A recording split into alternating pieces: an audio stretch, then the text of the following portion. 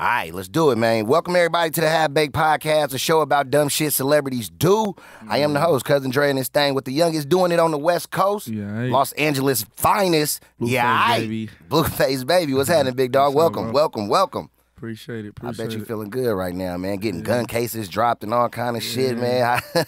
Hey, that don't happen a lot in California, bro. Right. I mean, you from LA, I'm from the town, bro. Like, I can count on my hands how many people I know that done got a gun case dropped or thrown out, bro. So how was you feeling when you heard the charges get dismissed, bro?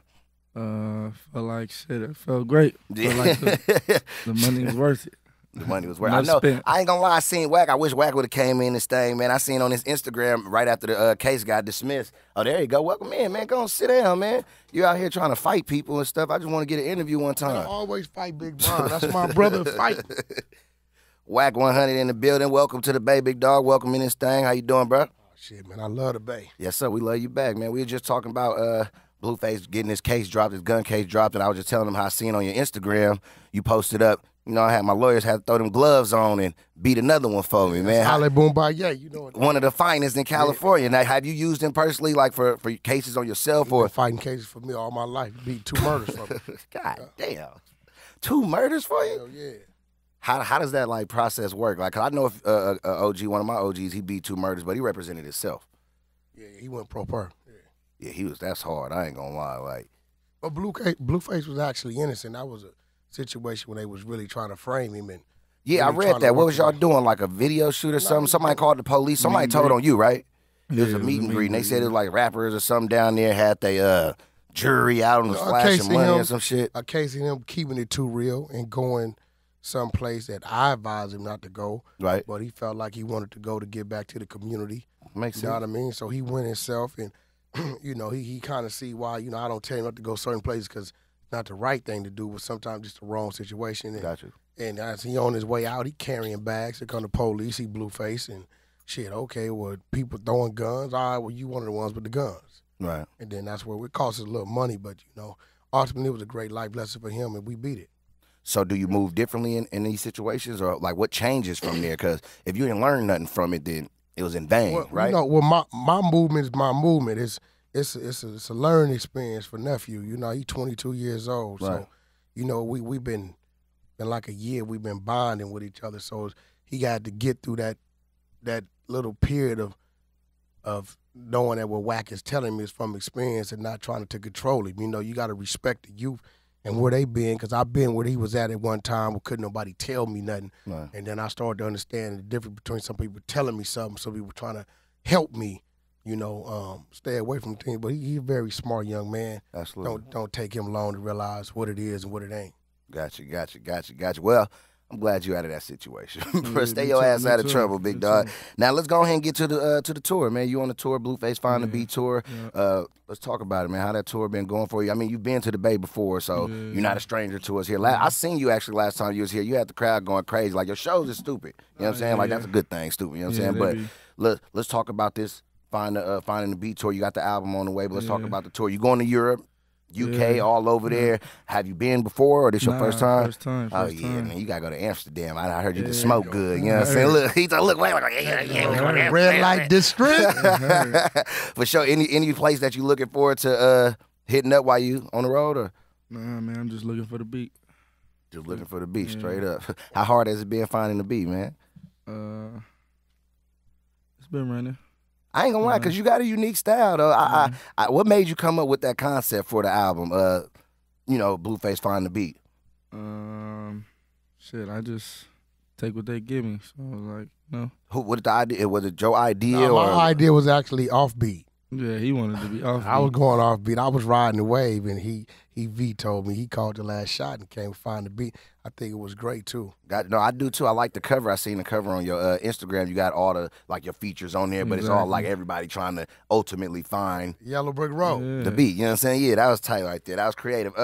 Let's get to it, man. Let's see.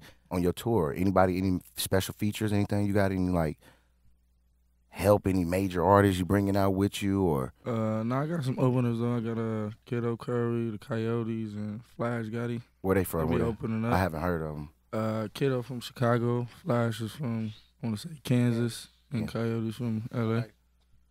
They be turning up though. All right, I'm Yeah, gonna do my homework one time. I'm gonna check. They all up under the WAC 100 regime, so they. How many artists you got, WAC? Well, Blueface run point on everything. Blueface and got Game, and then I got Kiddo Curry. I got the Coyotes and Flash Gotti. I got a young lady named Bethany Ray B. Ray out of South Carolina. So we like 6 deep. Gotcha. You know, after his tour, they projects are together, but after Blueface tour, they things that start launching and coming. You start working on it and bringing he everybody else up and stuff. He the face of it, the front runner of it, and I respect the fact that he allowed him to even utilize his platform and not being selfish like a lot of new artists are. He a great guy. Got a big heart for that. I got a question. Like, me being from the town, right, and I might be ignorant for the question. Like, I don't know, right? How did that work out? Like, he Crippin', you OG Blood and stuff. Like, how does that work for you? Like, how did did y'all clash heads? Like, how did y'all do the business side of it? Is listen, it just green? When I signed him, I had one request for him. Yeah. Keep Crippin'. Because that's the only thing I'm going to respect. Yeah. Because that's what he came in as, right? So, with me being where I'm from and being the things I've been through, I haven't been a gangbanger in over 20-something years. I haven't woke up with the thought of hating a Crip or hating somebody in blue in close to 25 years. Gotcha. So it's great guidance on his side because my politics is I rock with everybody. You know what I mean? You know, if you looking at me and all you see is a Paul Root, then you in trouble. Right. Because I can probably summons more Crips than Paul Roots when I want to, if that's what the case is. So I'm able to give him the advice from my side of what to avoid and how to avoid dangers and certain things to do. Things that took me going to prison and doing time to learn. So far as like where he from and nephew, he do what he do. He throw his signs up. He gonna talk the way he talk because mentally as a man, as a grown man, and as an OG, that don't bother me because that's just what he is. Right. You know what I mean? Straight so up. you know. What about you, Blueface? Yeah, I mean we more on some business shit. We don't really be conflicting over gang type stuff. And that was just something that I always wanted to add. I'm like, man, Crippy, but like, I'm from Oakland, bro. You feel me? So I don't really know the culture. Y'all Damus. You say what? Y'all Damus. What's that? When y'all go to prison, y'all celly with us. Oh, we fuck with the Bloods and shit. That's all y'all celly with. Don't act like man. I want to talk to you, Wack. I'm glad you here, man. What's up? You and E40 ever holler? Y'all get that situation Hell right? No. I seen you cussing him out on Instagram. I'm like, come on. I did it in person, but it's a Blueface segment right now. We talking about Blueface. Nah, man. We Blueface. Give me 2 seconds, man. We gonna holler real quick. I gotta, bro. I'm from Oakland, bro. I was raised on E40. I gotta know because when I seen you here, I wouldn't be a man if I didn't ask. It's my job. I gotta know. So the people gonna want to know what happened. What's right is right, wrong is wrong in any situation, right? Okay. It's been situations where Oakland necessarily didn't agree with E40. Am I right? Remember, you talking to a G right now. Talk to me. Okay. It's been situations where that city didn't agree with whatever was going on, right? Okay. Okay, so right is right, wrong is wrong. When you violate and you overstep your boundaries with somebody who doing everything in the world you ask them to do, then I got to see it for what it is. You know, when the snake bites you, you extract the poison, then you get rid of it, get away from the snake. Yes, sir. I've been knowing the man 20 years, so I don't got the mind or heart to get rid of him, so I just got away from him. So is it something that y'all can work out? I mean, work out. I mean, it's worked out as far as it's going to be worked out. I ain't looking for him to do nothing to him. Right. Nothing like that. But as far as me, you know, I'm at a point in my life that once you cross that line, shit, I got to see you for what you is, and I'm going to leave you where you at. Gotcha. You know what I mean? I wish him the best of luck and all that type of shit. I still listen to his music and all that, but as far as us being where it was, I can't fuck with it. And if I do you like that, then you shouldn't fuck with me. You're not going to tell me what he did, though. I mean, shit, you got to ask him, you know. All right, man. Blueface, you got the Find a Beat album on the way. You still ain't gave us no date, bro. What's up when you dropping? Could we get a release? December It's 2019. Okay, December 6th we dropping. Is that the first time that came out? I'm the first one to get that release date. We been waiting on him. Everything else. Yeah. Oh, Wack, you been holding up the process? Yo, listen. This Blueface be on my ass. He ready to drop. Yeah, but see, you know when he on my ass, I got to get on the label ass off top. Right? So then they go to Stunning, then I got to push Stunning. Stunning got to go in there and push that. You know what I mean? So end of the day, he spoiled as a motherfucker because he get everything he want. Because we say it, I go push to get it. Off top. He don't realize it because it's just been like that day one. I mean, you know it. Come on, we done dropped 4 singles, an EP, turn around and let 2 singles go at the same time with an album coming. New artists. Yeah. You know, like I know that ain't how that's supposed to work, but it's what he want. And you know, I love him to death, not only as an artist, but you know, as family. So I'm gonna give him what he want because he actually produces. He works his ass off.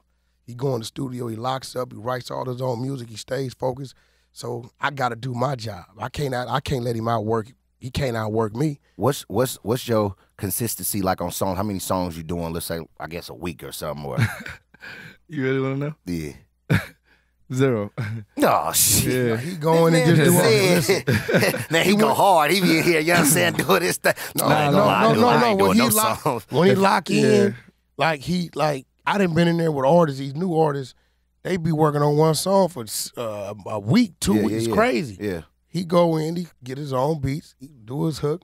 You know, I may leave, come back, song done. Yeah. I mean, you know, I come from a spoil camp. Yeah. The game, you know, Yeah. he's another monster. Yeah. That's 4, 5 songs a night. Yeah. But with him, like, it might take him a month at best, and that's because he may want to change some things to deliver his album. Are you hard on yourself? Like, is it because you hear the song and be like, nah, I ain't feeling that? Like, or, Nah, I mean, I write all my stuff, so I wouldn't write nothing that I wasn't feeling. Got you. So for the album, I just recorded the best 12 songs that I could record. Oh, so you're not doing like, you know, most artists do, Yeah, they be this trying to 100 songs pick and we gonna pick out. Nah, Yeah, you just got, this 12 songs, bro, whack. It's Hey, gonna send be this is all what we doing. 12 gonna be gas. Straight up. Yeah. For sure. I ain't gonna lie. Yeah, I was definitely off that last album, that Dirtbag album. She called me daddy. I don't even know her mom. Hey, that's my one for sure. But let's talk about this new thing. Find the Beat. You got the single with Jeremiah called Close Up. Yeah, that video just dropped. It's super crazy. I'm definitely gonna throw that up so the people could check that out. And then you got the other one that you dropped. Like he said, you dropped 2 singles with an album on the way with Gunna. That's called First Class. Let's talk about both of those features real quick. Let's talk about the one, how you get on there with Jeremiah, how that came together, all of that. Wax set that play up. I guess he was in the studio with him and whatnot, and he heard potential in the song, so he brought it to me. Whack in like, there bullying people. Yeah, Hey, bro, exactly. So he like took the song. I took that. I definitely took Put a verse on there, and we put that for a different, certain type of crowd, and then First Class was for another type of crowd, so we could, you know. Yeah, because both of them hot. I ain't gonna lie. Yeah. Gunna hot in his own respective right. Jeremiah for sure. His pen game. Yeah. See, the Jeremiah joint was really to capture another crowd that I felt like he didn't have all the way. Okay. Which is, you know, it's getting cold, rainy season. That's like late night ride music. Okay. You know what I mean? So, First Class was his joint from the gate. You know what I mean? He chose who he wanted on there and all that. So that was his joint, which is his core fan base.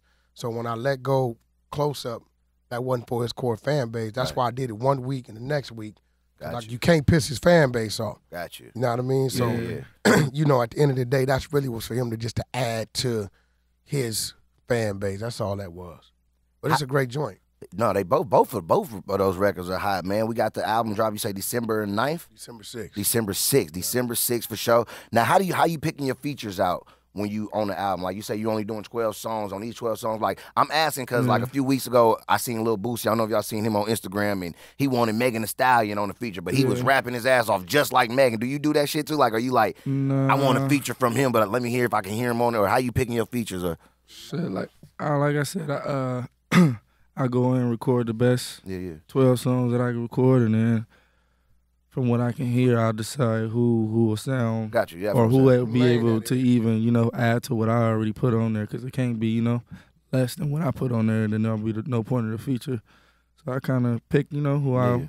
Do you and Wack ever argue like, nah, not him, bro, nah, bro, Nah, I get what you going, but... It's like I sent Lil Baby one song, right? Mm-hmm. And I always send him when I send Lil Baby.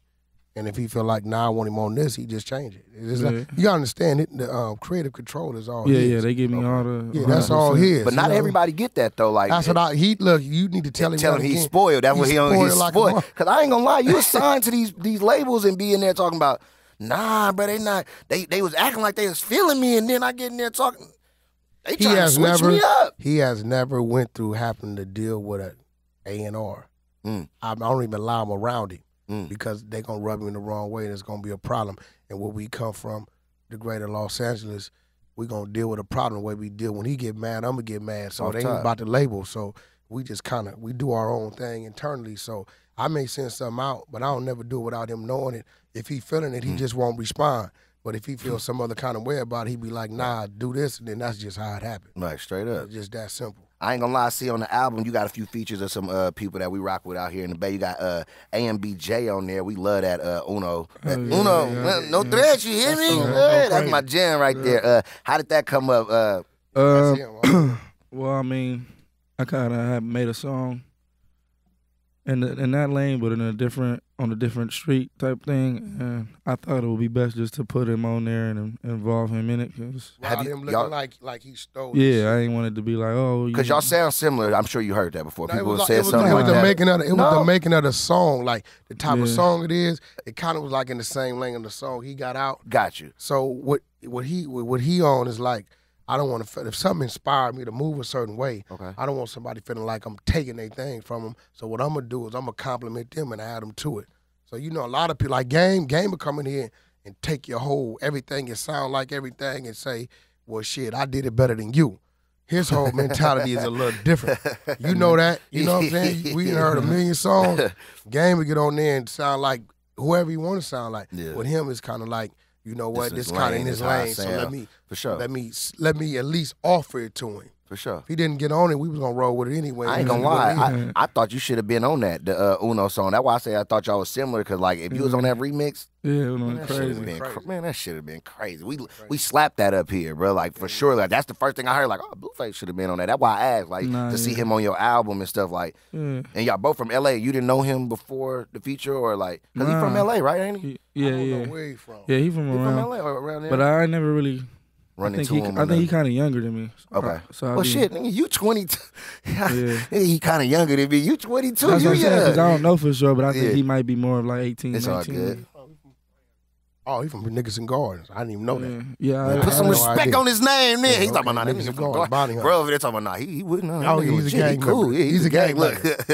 That's why he's a gang banger. It's all good, man. Anybody you looking forward to working to that you haven't? You know what I'm saying? I seen you got like the new artist, the baby and stuff like that, but like anybody else that you kind of eyeing out?